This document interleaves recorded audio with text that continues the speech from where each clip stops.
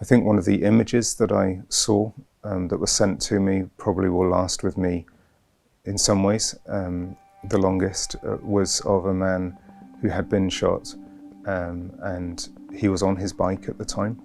And so the image was of the bike with the man still on that bike, with his legs still over, but he had been shot and killed. Barnabas Aid has been supporting suffering Christians on the border of Romania and Ukraine. As well as providing warm clothing, food and shelter, they are also providing spiritual and emotional support.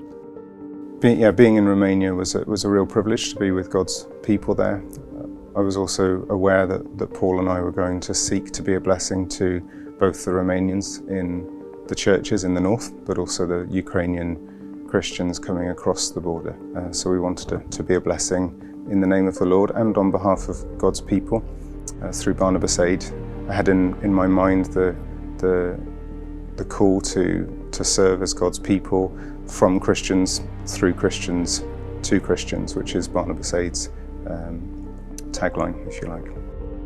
This is a refugee home supported by Barnabas Aid. Most people that you see here are in trauma and need support.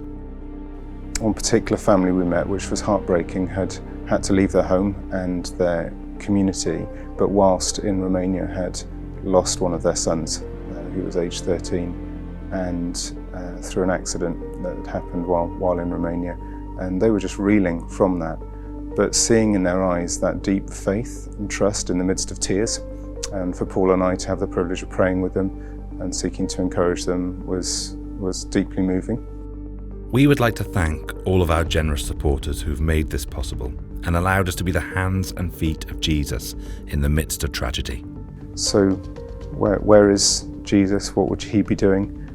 He'd be doing what he is doing, mobilising his people across Europe and across the world to serve him, whether it's in a living room aged 85 in a church, or in the UK, or right on the front line on the border, meeting practical needs with loving hands and gospel words.